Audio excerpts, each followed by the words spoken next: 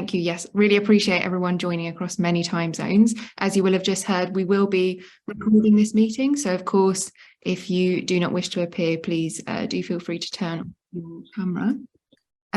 Lucia, if you're there, if you're able to try and turn off these noises, that would be just so we don't have disruption as people are talking.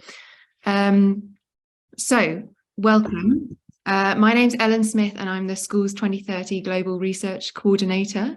So as I said, thanks everyone for joining and a very warm welcome, particular warm welcome to some of the new Schools 2030 research partners who are joining us today, but a very warm welcome across everyone joining from wherever you are joining today. So today we're going to take a moment to reflect on what we are learning so far from the Schools 2030 research projects, as well as discuss how the research projects have unfolded so far as part of our collaboration as Schools 2030 programme in partnership with research teams from institutions across the world. And as you all know, at Schools 2030, our approach to educational change is about participation across actors, a focus on context, a focus on holistic skills, on innovation, and on building teacher capacity. So we're hoping that by bringing together you all across the Schools 2030 ecosystem, we can have some important discussion that will touch on many of these points and help us drive forward learnings in our programme. So bear with me and I will get the PowerPoint up.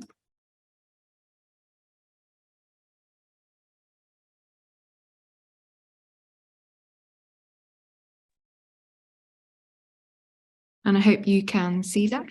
So I will just quickly run through the agenda. So after this introduction, we will move to have brief 5-minute presentations from all of our research teams. And they're going to be giving us an update on how their progress has gone so far. And just a reminder of who our research teams are. So of course, we have ITA Pakistan and ZZ Afrique working together on a project in Pakistan and in Kenya. We have the University of Dar es Salaam working with Right to Play International and University of Notre Dame on a project in Tanzania. We have Nazarbayev University working together with OISI at University of Toronto on a project in Kyrgyzstan and in Tajikistan. We have University of California, Berkeley working on a project in Kenya. And we have the Data Must Speak team at UNICEF in Achenti working on their project in Tanzania. So this is kind of the part one, then we'll have time for question and answer before a quick leg stretch and break before we go into the breakout rooms for part two. So without further ado, I will hand over to ITA and ZZ Afrique to lead their presentation and give us an update. And I believe I'm handing over to Saba Saeed from ITA. Hello, everyone. Good morning, good afternoon, good evening, whichever time zone you are in. This is Saba Saeed from ITA, and I'm representing a collaborative effort of Pakistan at ITA Pakistan and ZZ Afrique to present our findings on what we are learning from the Schools 2030 research project in Pakistan and Kenya. I'm joined by Bila Raza Jamil, who is our CEO, and by Aga Khan, who is a program manager at ZZ Afrique. Today, both Aga and I will talk about findings of the research studies that we have conducted in our context and the commonalities and the differences that we find in each of those contexts. Ellen, could you move to the objective slides?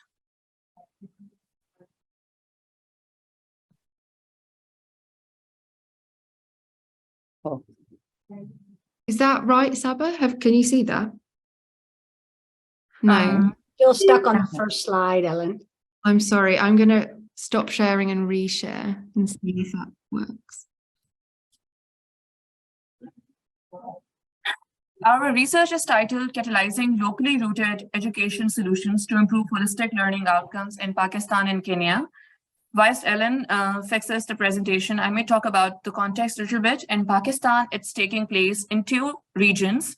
One is Gilgit and one is Chitral. And both, I would say, are very progressive in the sense that despite lack of resources, because both are winter zone areas, despite lack of resources and access to schooling is also less, there is still a progressive culture there which prioritizes education of all, both girls and boys in these two contexts. In Kenya, they are doing the study in Mombasa, and I let Agatha talk about the context when she takes over from me. Also, I would like to mention that our study in Pakistan and in Kenya looks at children from a post-primary up to secondary, so ages of 10 to 14 is our target group. We are looking at mixed methods research to produce policy-relevant evidence. Yeah, so it's okay. Ellen, could you go back to objective slide? One slide back. Yeah, thank you. Great, Alan. Thank you so much. So the primary purpose of our research is to generate evidence of holistic learning innovations in our target schools, which can become public good and which can advance meaningful contribution to the policy and global discourse on education. The other objective of our research is to see whether there is a linkage between non-academic skills and academic learning outcomes. By using mixed methods approach, by collecting qualitative as well as quantitative data, we intend to unpack the relationship between school-driven solutions and learning outcomes of students. Next slide, Ellen.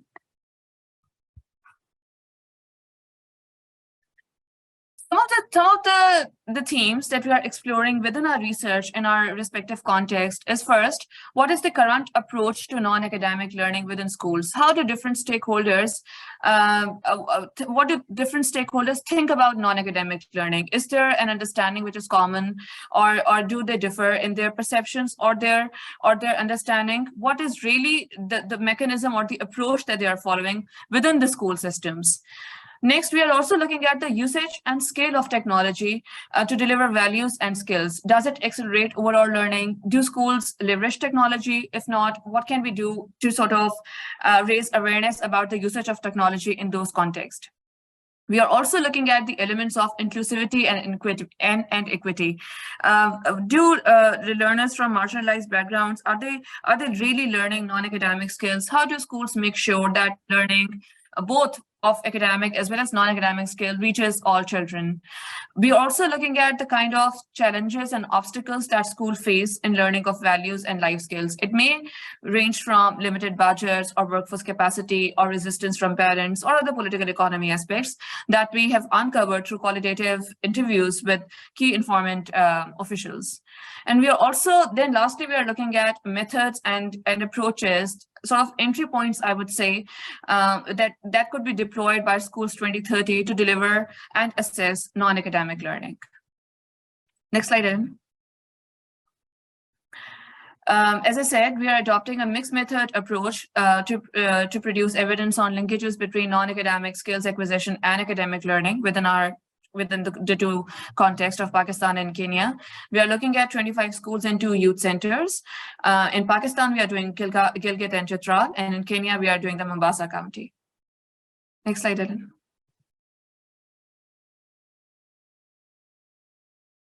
Ellen, next slide.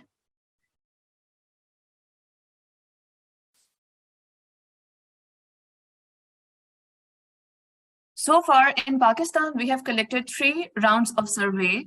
Round 1 was conducted back in November 2021. It was a very light touch survey. We just meant to explore the notions of holistic learning and of non-cognitive learning within the school scenario.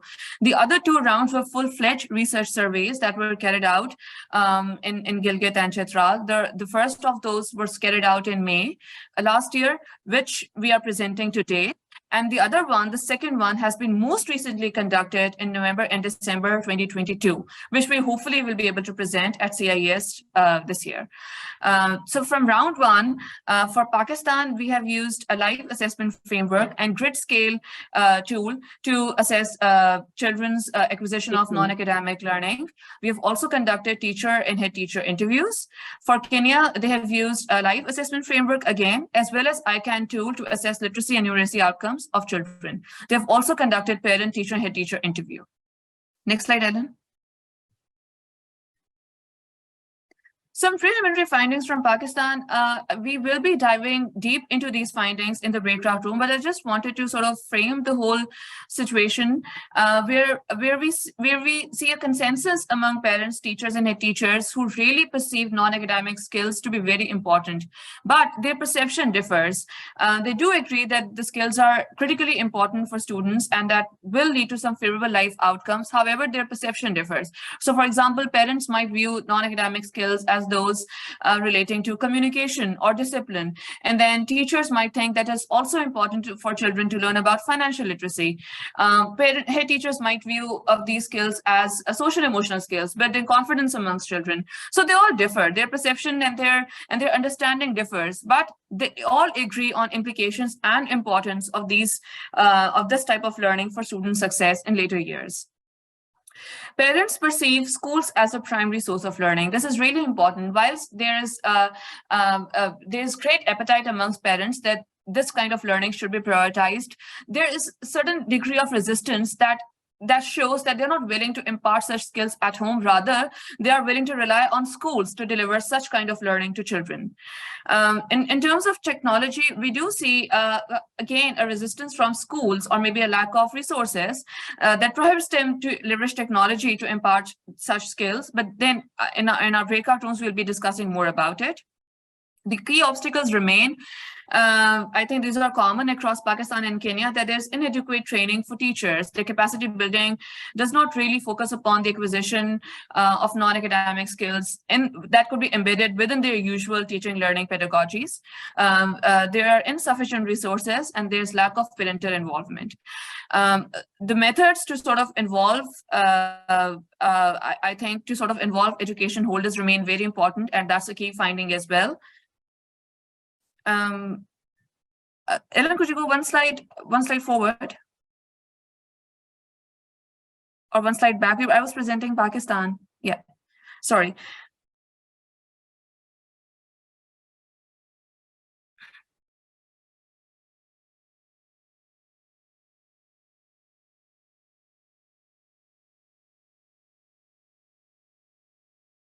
Yeah, thank you.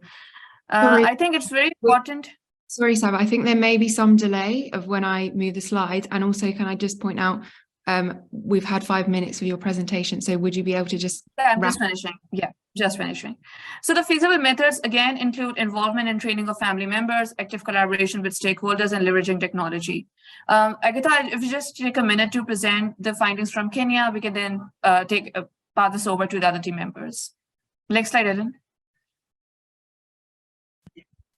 Yeah, thank you, Saba. And these are the findings from Kenya. In a summary, in terms of the approach, although Kenyan curriculum has mainstreamed values and life skills into the curriculum, we found that the teaching of the values and life skills is being done more informally than formally. And then there is high level of participation from community members who are not members of the teaching fraternity. In terms of the values and life skills themselves, we assessed the problem solving and collaboration, and we found that problem solving is significantly associated with proficiency in reading comprehension and numeracy. However, there was no significant association of academic achievement and collaboration. In terms of the obstacles that the teaching of values and life skills encountered, largely, the key challenges here were two of them: inadequate capacity of teachers because they have not been tooled very well in this teaching and in this instruction, and also the lack of assessment framework. The feasible methods that Schools 2030 can use to support the teaching of values and life skills, we could not find particular interventions that we can say are working and so they are feasible, but we can only suggest, and that will be discussed more in our breakout rooms. That is a high-level summary of the findings from Kenya. Back to you, Ellen. Thanks so much, Saba and Agatha. Really appreciate that update. So now we will go to the University of Dar es Salaam and we'll have Dr. Vendelin Simon present. Over to you. Thank you. Thank you, Ellen. Good I don't know, good morning, good afternoon. For us, it's already 5 p.m., so it's getting late. Let me present on behalf of my colleagues from Right to Play. And basically, for us, we are working in collaboration between the university as an academic institution, as well as Right to Play as an implementing partner. And our research project background is to create a context-relevant conceptualization and measurement of socio-emotional skills and learning outcomes, targeting children, teachers, and educators, and these are grade 4.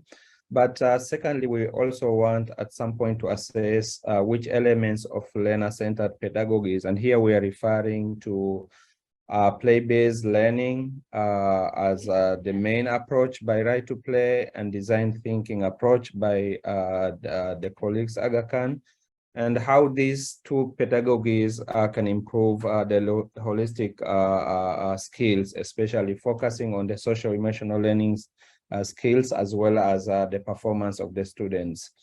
And we co-created the social emotional learning skills with a number of actors. One is the students, the grade 4, but also the teachers who are teaching grade 4, as well as caretakers, parents of the grade 4 pupils, and the educational officers.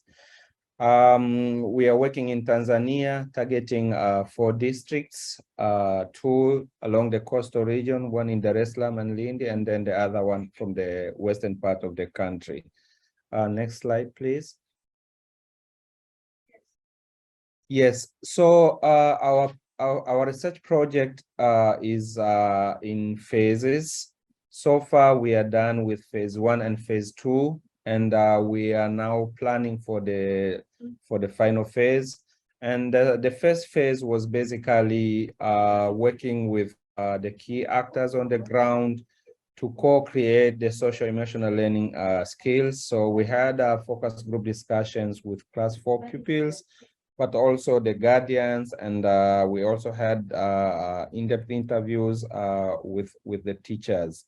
And our research philosophy is basically pragmatic, and here we are referring to a scenario where as actors, we are free to adopt any methodology that we feel it suits our research topic, but also the one that can be inclusive in terms of bringing all these key actors on board. So the first phase was purely ethnographic, and then the second phase, which we just did in December, we kind of validated the social emotional learning skills that we co-created with the actors on the ground. And we had a number of questions that we raised that were developed from the ethnographic phase. And these questions were asked to 382 students. And out of the 300, out of the second phase now, we have developed, or the result brought up 4 thematic areas, and these are mainly the hardworking, the collaboration, as well as responsible. So these are 3 thematic areas that we want to follow up with the third phase now. Next slide, please. So yeah, as I was saying, that the validated social emotional learning measurements brought up the 4 thematic areas. So in terms of hardworking, a number of elements came up, and basically this is about the focus on the studies, the independent studies, not being lazy, to participate in classroom activities, but also to have a discussion forum with others without fear, but also not giving up. And key aspects that came up where there's a resilience, self-awareness, and problem solving. Then the second thematic area is about collaboration. And here basically the key dimensions that were raised during the second phase was working with others to complete the task, but also easily offer support to those who are slow learners, but also sharing, but also making friends, to enjoy, to excel in team environment. And it also includes the aspects of social awareness, empathy, and relationship building.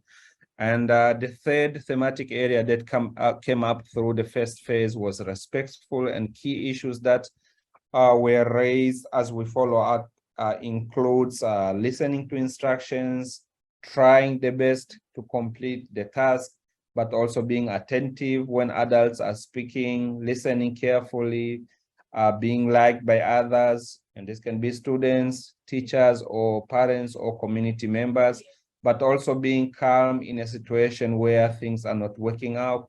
So in terms of the key aspects that came up were the issue of self-regulation of the emotions and the rest, but also responsibility and obedience. Next. Yeah, so what is the next step now? We are now in the third phase where we want to validate further the key thematic areas as were raised during the second phase.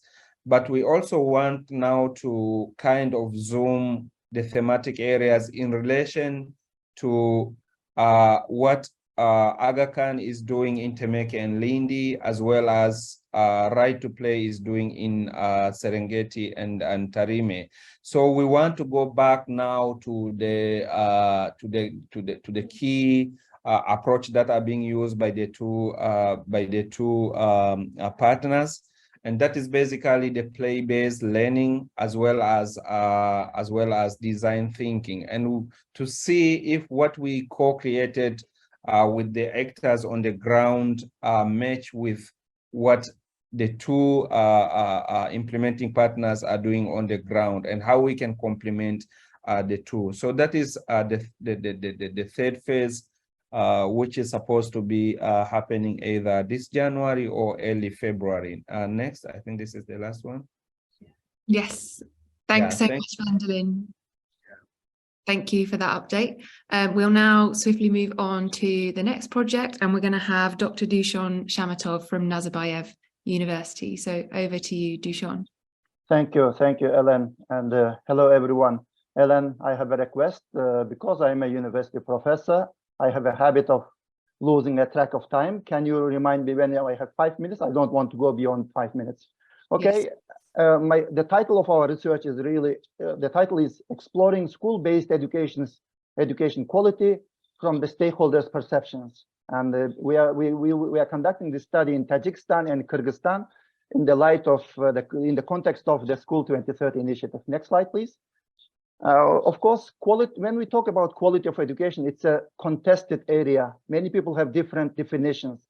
Therefore, we also we discussed about it within our team, and we came up with our own definition. In the next one of the slides, you can see we wanted to see education in the education is situated in a complex system embedded in a social political context.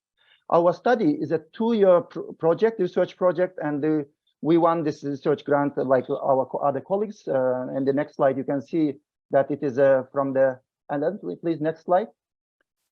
It is the Jacobs Foundation funded, but of course it's managed by Aga Khan Foundation, but implemented by 3 universities in 3 continents. Canadian University, University of Toronto, 2 colleagues are from there, University of Nazarbayev University in Kazakhstan, and Coventry University in UK. You can see the list of the researchers in the next slide. Ellen, please. This is the, you can see quite an impressive list, because we have researchers from diverse backgrounds. Each of them are contributing with their own skills. Like, for example, Mehmet Karakas is a statistician guy. He's going to help. He's helping us with a survey and quantitative research, while, for example, Sarfaros and Miravzal, they are qualitative researchers, etc. So we also have a project manager, and also 2 research assistants, one in Tajikistan, one in Kyrgyzstan. The purpose, we really wanted to find out, to identify what are the best which are happening already in those countries. What kind of evidences we we can demonstrate and share with other schools in these two countries and beyond. Maybe next slide, please. These are our research questions. Please have a look at them. We wanted to find out who these stakeholders. By stakeholders, we mean by school leadership, teachers, parents, students, as well as education officials, and of course, Aga Khan Foundation representatives. We wanted to find out what are their conceptions of education quality, whether academic or non-academic skills they emphasize on that. But we also wanted to find out how teachers are promoting this education quality, if at all. And we also wanted to find out what are the resources available in those schools in order to help to achieve the education quality. We also wanted to find out what are the challenges, how are they addressing those challenges, especially in the light of COVID-19. Is it affecting education quality? If yes, in what ways? And finally, we also wanted to make recommendations so that our recommendations can help to improve education quality in those two countries. In the next slide, here, you can see the research design. We are using this human capital approach as well as human rights approach and social justice approach to education quality as a theoretical lens for our study. But we also want to use a framework. We are using framework of UNESCO, which looks at the quality of education from the input side, output side, as well as from the context and environment and processes. We are using mixed methods because we believe that we want to capitalize on the strength of both qualitative and quantitative research. We are still conducting semi-structured interviews, focus group interviews, as well as we are conducting observations and survey. And we selected 15 schools in both countries in 3 different regions because we also wanted to find out what are the differences in different geographical areas, urban and rural areas. In the next slide, Ellen, am I doing okay with the time?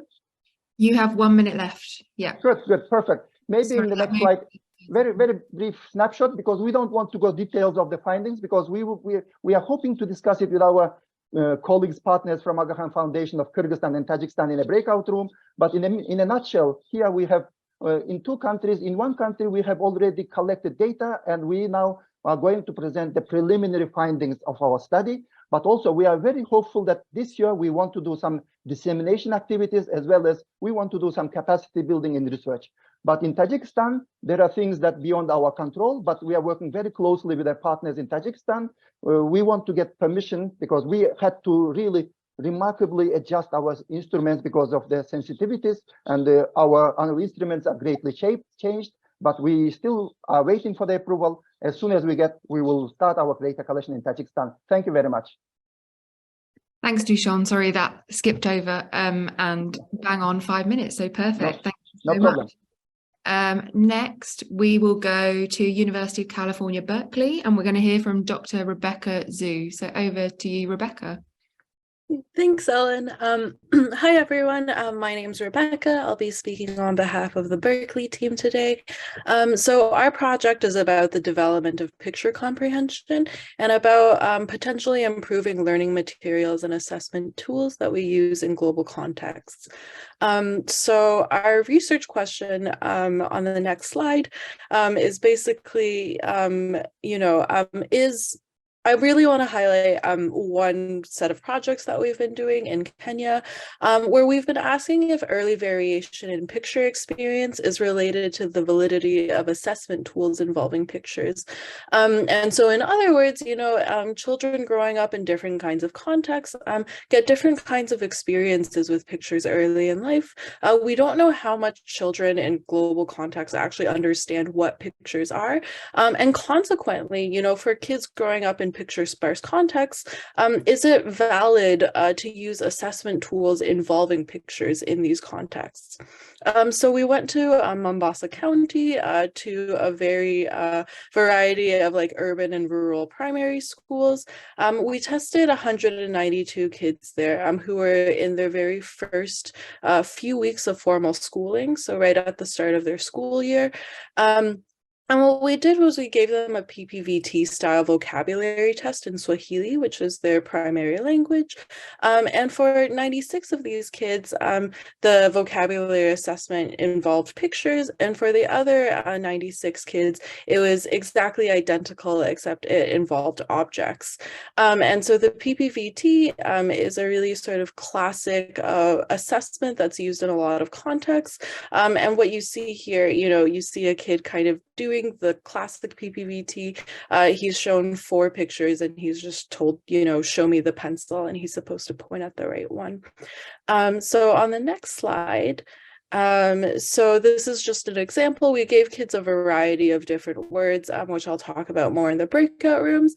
But for half of the kids, they got actual objects, and they'd, be asked, show me the hat. And half the kids would get pictures.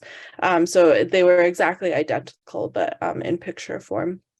And what we found on the next slide is that kids were well above chance when, they knew a lot of the words and they performed on this task and pretty successfully when you gave them objects. And they still did pretty well when you gave them pictures, but they were actually significantly more accurate by about 10 percentage points when you just gave them the same vocabulary test using objects than when you gave it to them using pictures. And with the sample of kids, they were pretty much matched for age and schools and all sorts of other varieties of factors. So I can get more into the details of this study and other studies that we have going on, but this kind of gives us tentative evidence that assessments involving pictures might actually not be capturing kids' knowledge or helping kids perform to the best of their ability on these kinds of cognitive assessments, at least in some contexts. So we have a variety of other projects going on, as well as follow-up studies where we're trying to find out how universal this effect is. So now we're actually conducting research with kids in the US in Berkeley to see if kids growing up in sort of really picture frequent environments show the same effect where they perform better on objects than pictures, or if it's basically how widespread this effect is. So yeah, that's what we're doing. Great. Thanks, Ellen. Thank you so much, Rebecca. Very succinct. And then now we will go to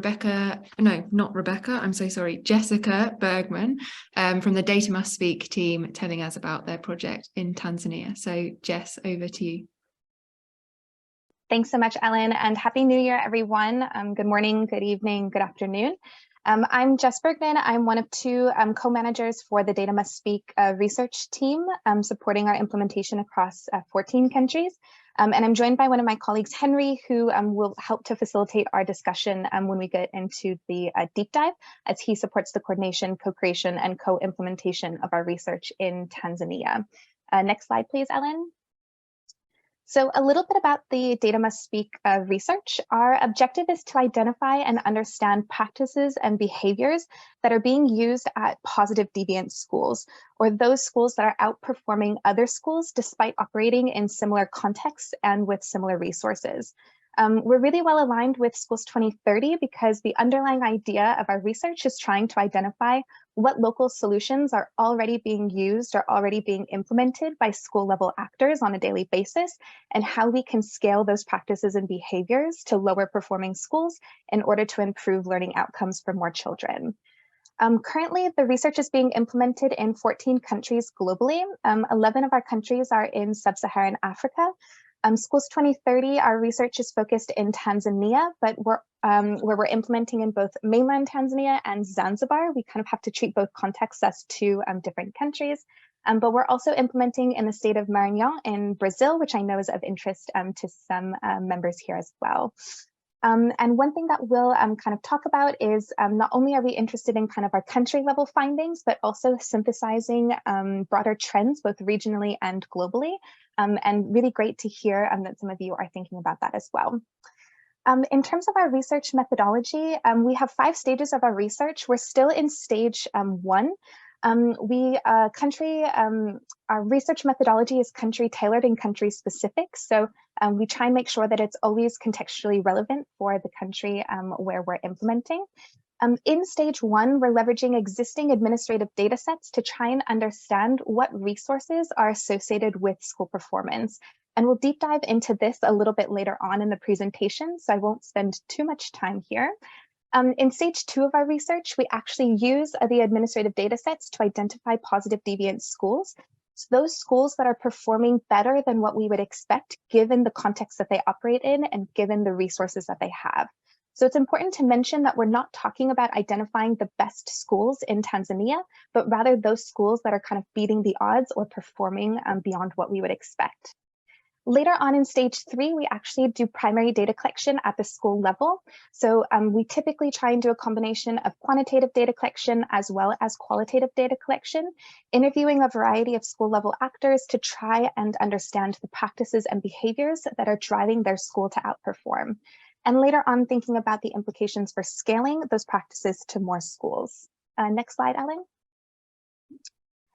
I love that I've heard some people mention co-creation of their research. It's a huge kind of value of ours at DMS and a principle that we use. All of our research is co-created from the outset with a spectrum of partners.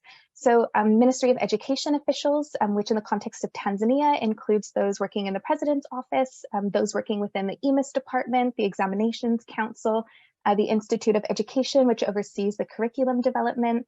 We're talking about teachers as well as school leaders being at the table, development partners and CSOs, including World Bank, UNESCO, Aga Khan Foundation, as well as some of our local academic partners, in order to make sure that the research questions are contextually relevant, aligned, and adapted, and that the research remains aligned to different priorities from the very beginning.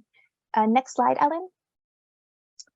So key progress that we've made in the last year, we'll talk about these more in our deep dive session, but we've identified our champions from the Ministries of Education, 2 different Ministries of Education overseeing mainland Tanzania and overseeing Zanzibar, those who will help us to make sure that the research is aligned and fit for purpose in the context of both. We've secured the administrative data sets, which is no easy feat. Someone mentioned that co-creation takes time.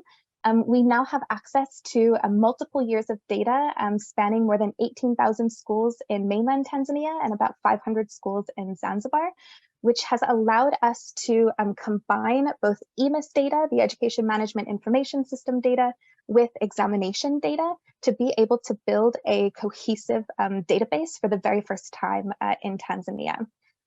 We've completed co-creation workshops back in November, 1 week in mainland Tanzania and 1 week in Zanzibar, where we co-created all of our research questions, our research implementation plan, and started to identify the policy windows for influence.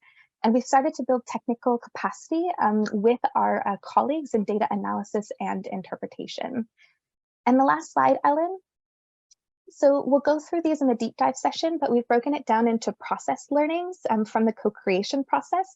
We'll talk about the value of school level analysis for data, the importance of identifying champions who can kind of be the ones who are championing the research from the outset, the benefits of co-creation and kind of defining and refining the research plan with stakeholders. And we'll talk about some of the lessons learned on data ownership and quality. But then in terms of preliminary findings from some of our data analysis so far, we've seen that there's disparities between girls and boys' performance, particularly in STEM subjects. So we want to dive deeper into the implications behind that. And we're also seeing differences in performance between public schools and private schools, specifically in English. And we'll talk about some of the implications and some of the conversations that have been ongoing with the ministries there. And Ellen, I'll pass over the last slide, so I'll hand it back over to you because I think we'll be able to deep dive into this later on. So back to you, Ellen, thanks. Sure, great. Thank you so much. And thanks to all our research teams. I know that was all some of our lead researchers and some of the researchers from the teams there speaking, but I know there's many others in your team, so thank you to everyone.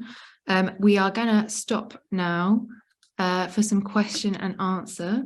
So hopefully there was plenty of food for thought there from across all our research teams. So we'll have about 15-20 minutes for questions.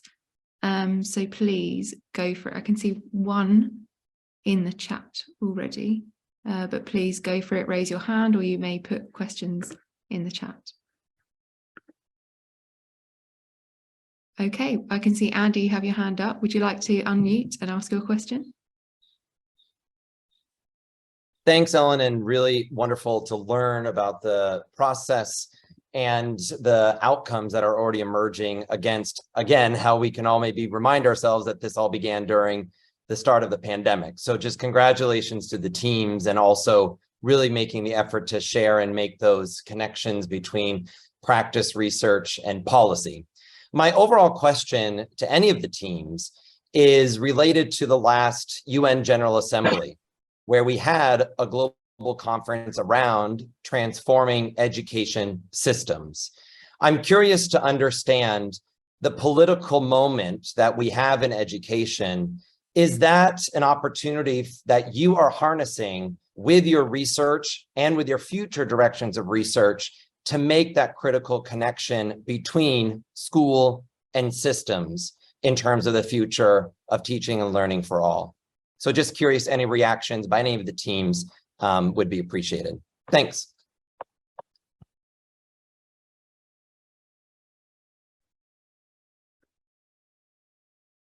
Would any of our research teams like to take that on? I know, Baylor, in some of our previous conversations, you were pulling out some of those points and synergies, similar to what Andy has just mentioned about the UN General Assembly. Do you have anything you'd like to add on that? Thank you so much. It's been so rich, just absorbing everybody's presentation. And Andy is right, that great political movement, where is that headed? I know countries are always overburdened with so many problems. Take the case of Pakistan, that as all of that was happening, the floods had taken place, the monster floods, etc. But there is generally a recognition that if children are not learning well enough, where is the system really going wrong? And is there a necessity to look at other non-cognitive, non-academic areas? I don't like the word non-cognitive, but non-academic areas, social emotional learning, that needs to kick in. Now, in some places where our leaders have been looking at this and are really concerned to make a difference, because there are political cycles, we have elections coming up, other countries too. It's important to look at what is going to be different in education, and how will the system's response also be different? Is it going to be more of the same, or is it going to be something more? And in the discussions in the local education groups with the GP work and so on, definitely there is an interest to look at areas that might support the cognitive and the academic outcomes. And I think there is a search for that. So it's a great moment. I think the evidence is going to be very important from this spectacular work that's going on under the Schools 2030 forum.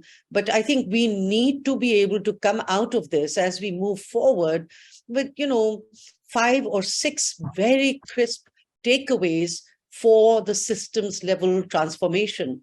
So, we are at it. And I think with talking to the teams, we were discussing the other day, what is it that really we can say concretely and take it forward? Just wanted to leave with a last thought. We have, for example, a fabulous chief secretary who's sitting in Gilgit-Baltistan. He wants to really shake the system from every angle. And I think even if you have one champion who's going to make a difference to a significant number of schools in one geography, but it is from a systems angle, it's definitely important to work on it. Is there, therefore, scope within the Schools 2030 on how to leverage the findings from here, from a systems perspective, to such a political or bureaucratic or civil, a civil servant champion? I think these are thoughts. So rather than, go for the perfect solutions, let's see where some of the good solutions or solid trends, can be articulated with these champions. But definitely the time is to look for those champions. Thank you. Thanks so much for Bela for those reflections. I see Jess, Dushan, Agatha, you all have your hands up. Are you wanting to come in on this point? Yeah? Okay, Jess, I think you were first. Over to you.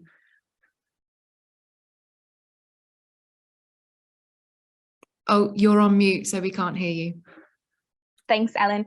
And it's a great question, Andy. Thanks for posing it, because I think in the context of Data Must Speak, we've definitely seen more kind of political momentum, but also a bit of political pressure, right?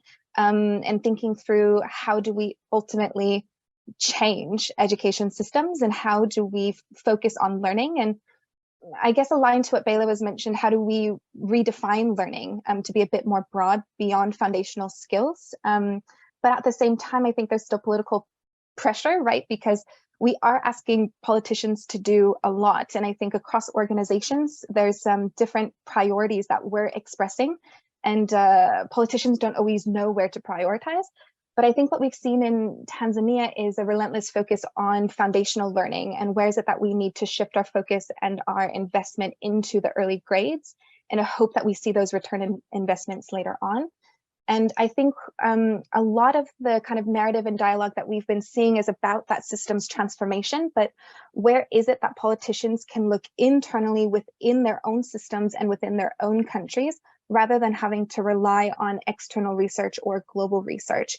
And I think that's why within Data Must Speak, our conversations have been so interesting, because we know that not every school in Tanzania is low performing. We have some low performing schools, we have some high performing schools. And how do we try and tap into those schools that are high performing to understand what are they doing differently to kind of shake up the status quo? And what can we learn from local actors? And how do we scale those kind of local solutions to the system levels? What are the pathways there?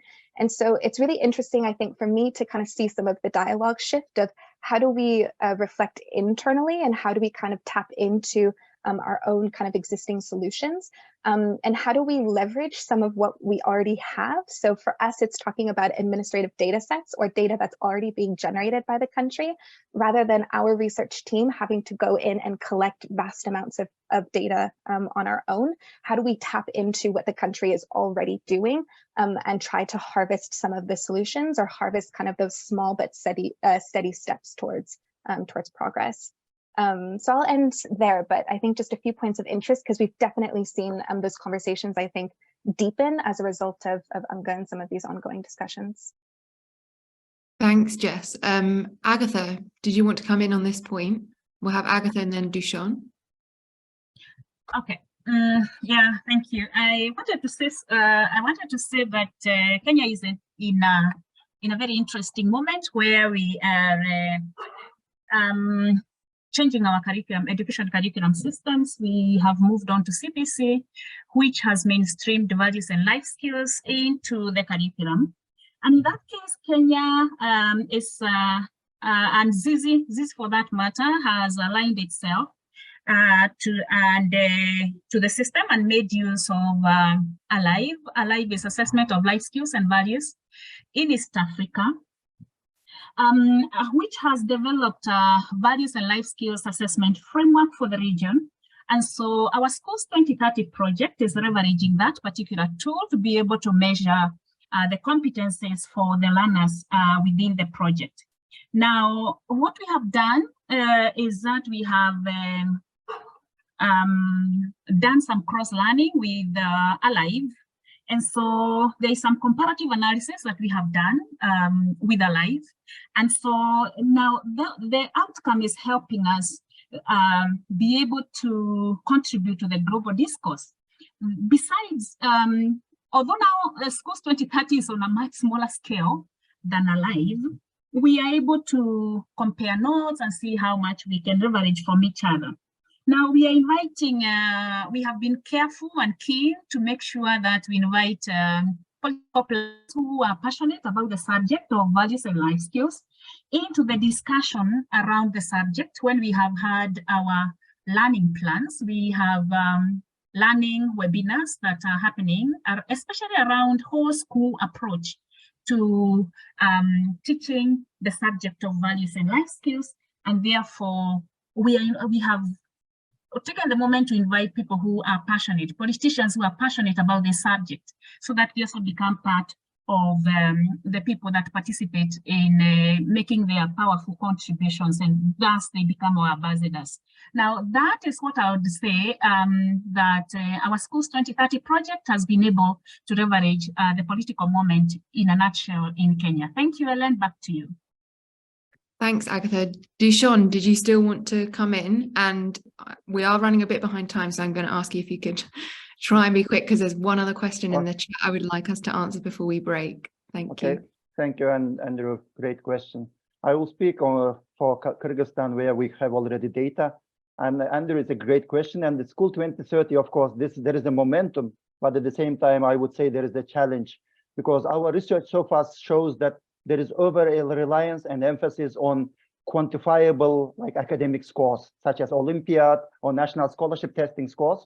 But in addition to that, the country officials are now after PISA results, which is again, we are moving away from memory-based, like factual knowledge, to functional literacy, but still there is not a lot of discourse on non-academic skills, and particularly 21st century skills. Yes, there is a concept of tarbiyah, which is upbringing from Soviet times, but this is really, for me, it seems more like a molding person preparing a new citizen of Soviet citizen, like Kyrgyz citizen, but which is really not preparing, not developing non-academic skills as in our understanding. Thank you very much. Thanks, Dushan, and also Andy for posing this question, because obviously we can see this is something very much in the minds across all of our research projects as an opportunity, but also a challenge, and there's other pressures. Vendolin, I see you have your hand up, and it'd be great to get your views on this. There's also a question in the chat I think you could answer well related to your project as well. So the question from Fernando, which we'll take, was about how can you deal with different conceptions of education quality found in the same community and even in the same group of teachers. And I know that was something you faced in your project when selecting the SEL domain. So maybe you want to touch a bit on that question as well as this question around this political moment. Exactly.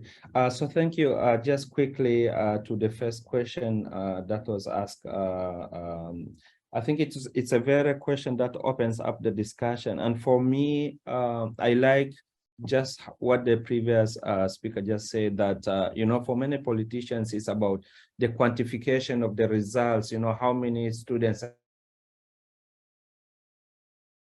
really not the matter of interest. And this is what I like about the projects that we are running. It's more generating the evidence, showcasing that yes, the result is one, but the quality, the content, that is the most important thing. And in particular, bringing on board the local actors, because these are the ones that know the local environment. And once this evidence, hard facts are generated by the locals, then they can echo their voice that yes, the results are, but this is also how we want to reach that point of having the, you know, this the indicators that are often put forward by the politicians.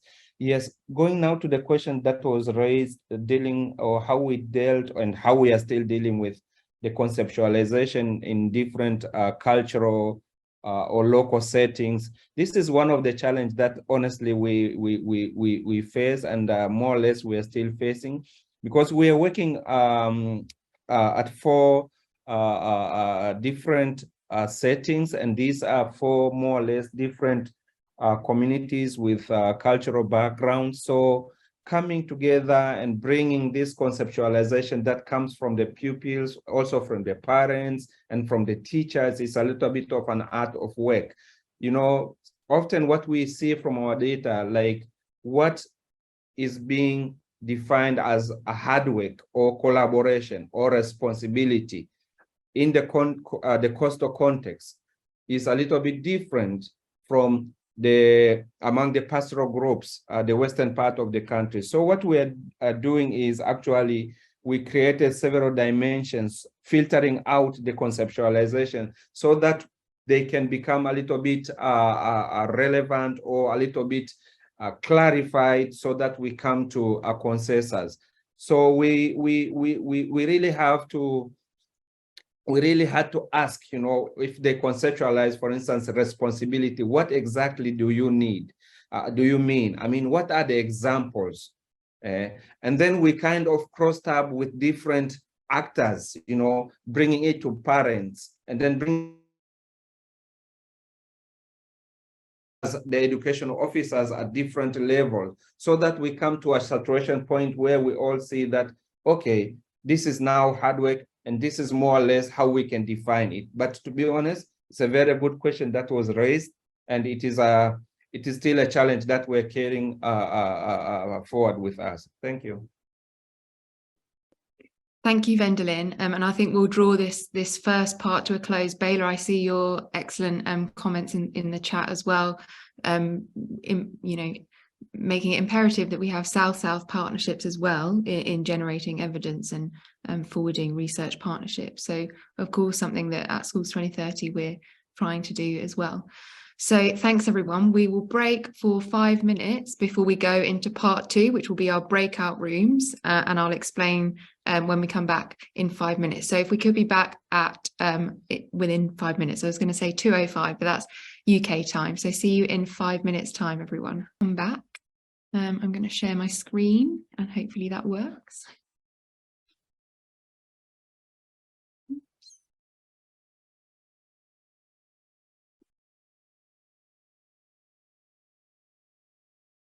Are you seeing my screen okay, everyone? Yep. Yeah.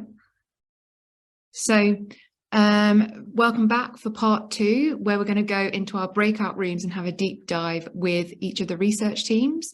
So we'll have 50 minutes in the breakout rooms to answer 2 key questions. So these are: 1, what are we learning from the Schools 2030 research projects so far? What about any preliminary findings? What might this mean for the Schools 2030 programme and for the sector more broadly? And secondly, what are some of the opportunities as well as challenges that have emerged through our collaborative approach to research? So how has the research unfolded, and how is that relationship going between research team, Schools 2030 teams and other partners? Obviously, bearing in mind many of the research teams are working as part of research consortia as well. So those are the 2 key questions, and we have our 5 breakout groups, and then we'll have some time at the end to report back. So please remember that we'll need someone from each group to act as a rapporteur to feedback at the end. So I'm hoping this works. Lucia, if you could and send people to their breakout rooms. If you find yourself not in a breakout room, please do bear with us and we'll ensure we send you along to a room shortly. So I hope you have great conversations. See you soon. Great, so welcome back everyone. I hope you had great discussions. We certainly did in the group that I was in. We have a couple of minutes where we're going to allow time for each group to feedback. And it would be great to hear from our rapporteurs how your conversations went, and just a few key points on what way you think the findings or what's come out of the research so far may inform the Schools 2030 programme. If so, are there any key questions that need to be explored further? And any reflections on how the research has gone in terms of recommendations potentially for future research partners. So I know we're going to go first to group 2, the Right to Play group. I'm hoping someone is there to feedback.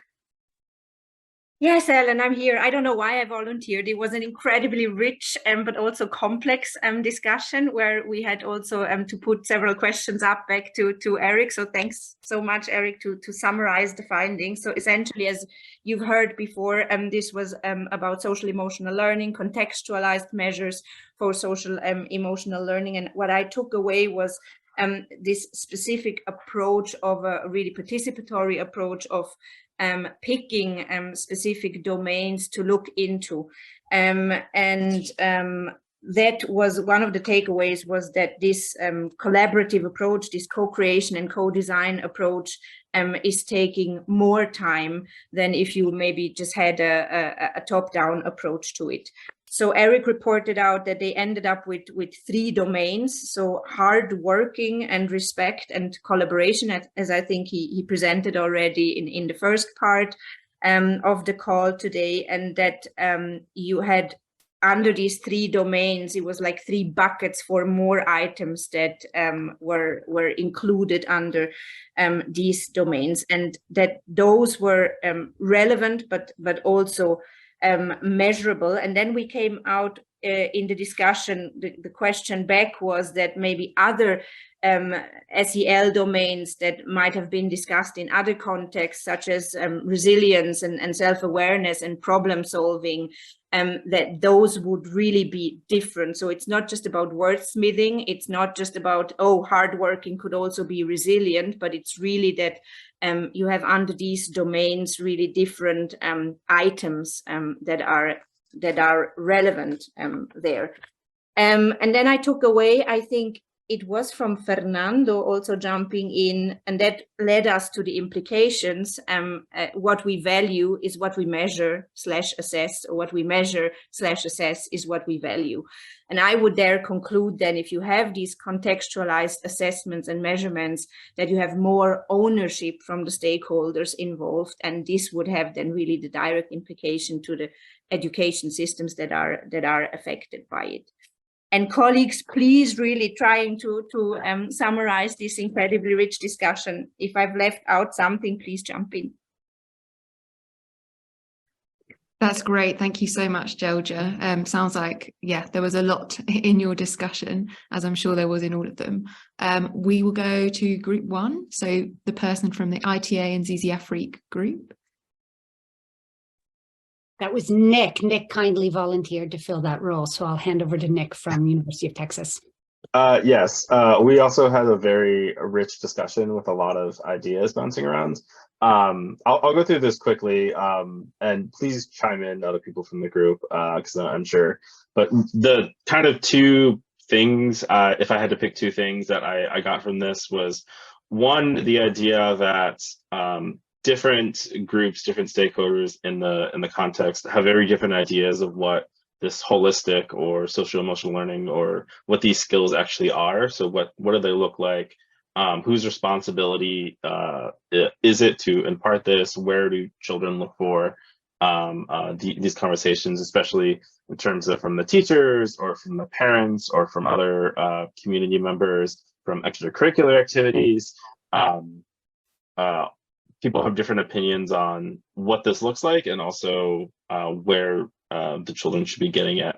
And one natural question from that future research could explore is, how do we get these different groups talking with one another, have a common understanding, and potentially be collaborating with one another? So how do we invite them into the design process? How do we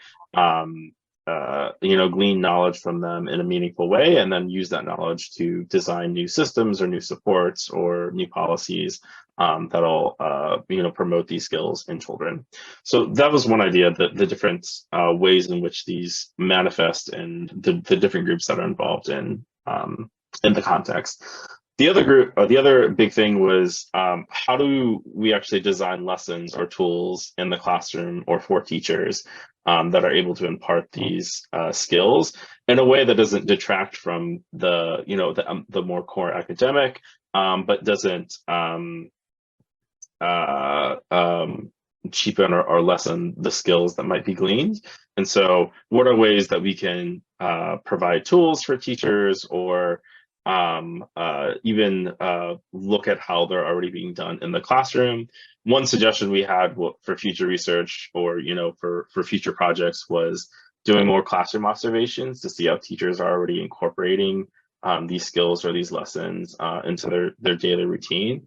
And then that naturally also led to questions about assessment of how do we know that we're actually changing these things in the environment, and how do we do that in a way that doesn't impose undue burden or work on the teachers that are already doing this, given that they're already doing so much, and also making them fearful that they might be assessed or punished in some way if they're not living up to these added expectations or burdens.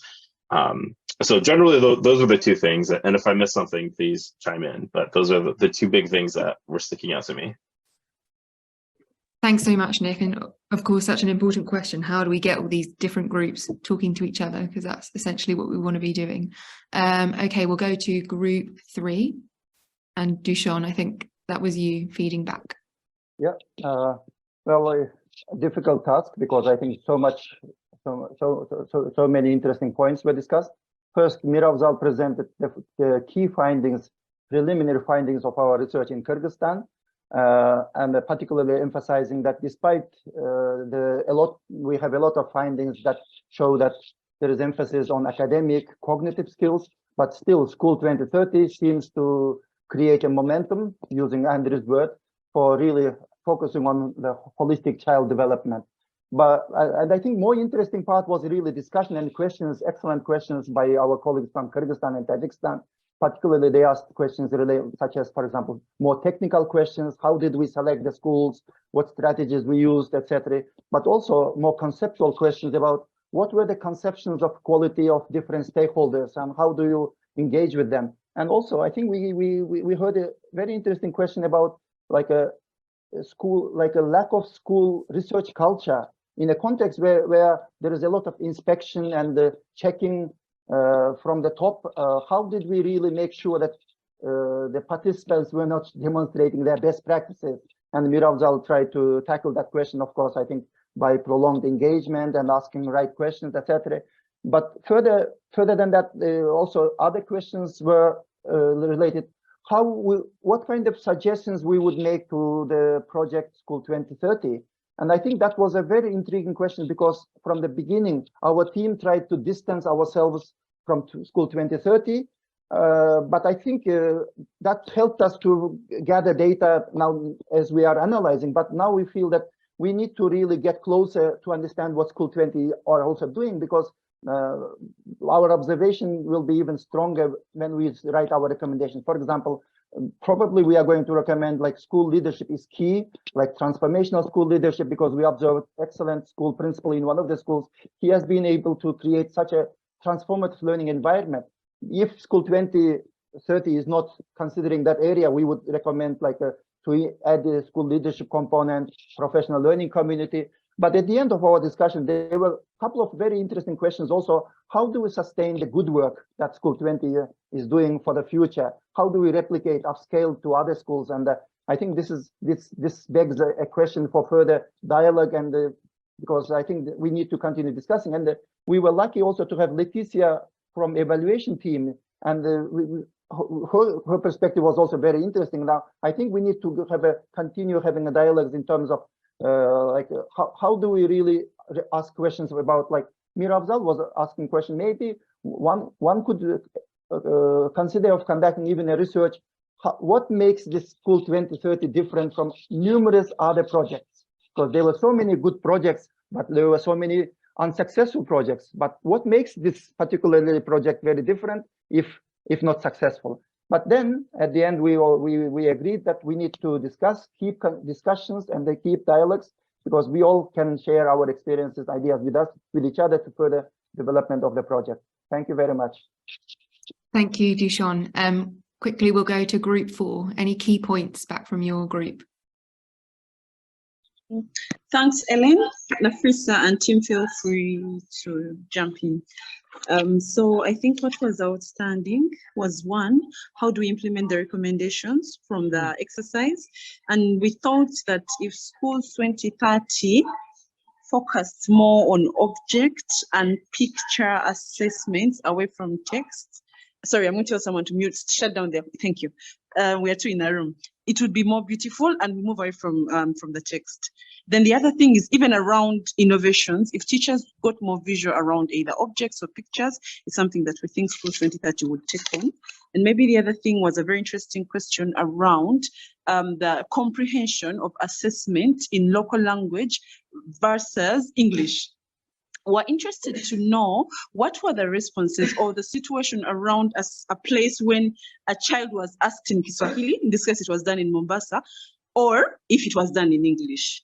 Then maybe the other thing that was really raised and quite interesting was around standardizing the objects or the pictures. For example, does a heart look the same in an urban setting, Mombasa in this case, or Lamu? Is it the same thing, and how that was handled?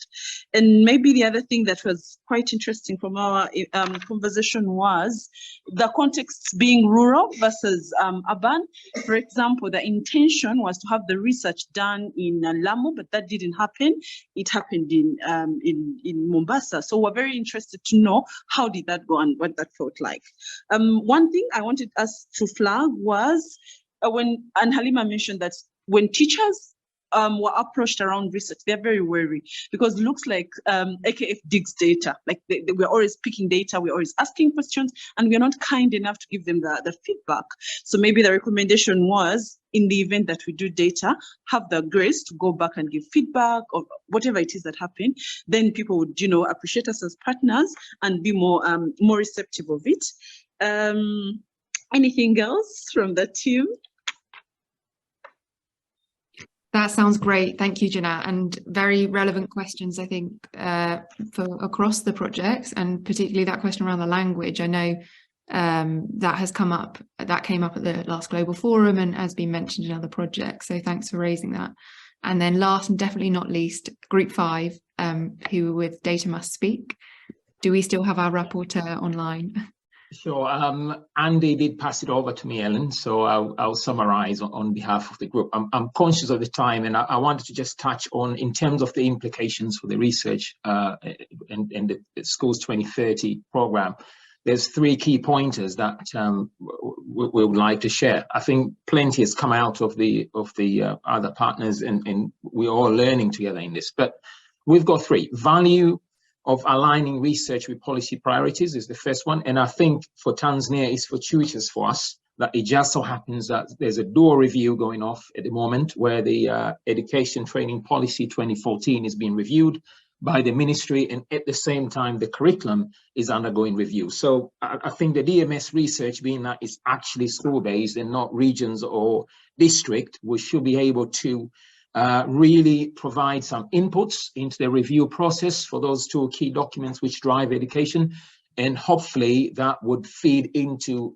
plans and implementations that would have real value at the school level and not sort of from the top down. And the second one is just the creating research with partners and not for partners. And I think that's very important because, again, it's about not losing focus of who this is for. This is about school, it's about teachers, it's about learners, it's about communities. And I think the more we have an opportunity to learn and be engaged with other actors in this co-creation, co-implementation modality, then there is a lot of scope in us seeing those, and having that impact that we need. Last one is all about, sort of the end game. And in the end game is how are the results going to impact? We are looking here at behavior change. We're looking at practices which are, sort of positively deviant. And we believe that when we bring that together, and that sharing aspect of DMS will be where it will be a game changer, because we have it's an implementation research anyway from offset, but finding all those key nuggets that are transforming schools in really difficult circumstances and contexts, and sharing with schools will be something that will be profoundly different from just the one size fits all approach that we've had in the past. So they're the key 3 takeaways from Group 5. Thank you, and over to you, Ellen.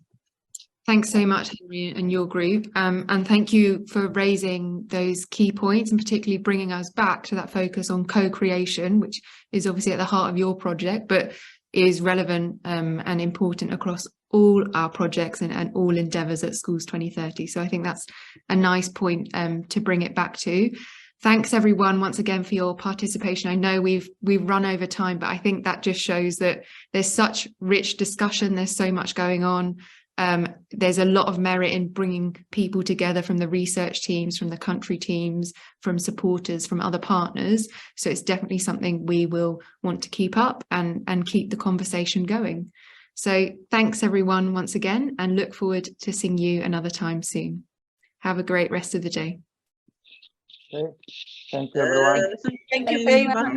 Nice to see you all. Thank you, everyone. Thanks so much, Thanks, Ellen. everybody. Thank you. Thank you. Thank you. Bye. Thank you, everyone. Bye. Thanks, everyone. Thanks, everyone. Thank you.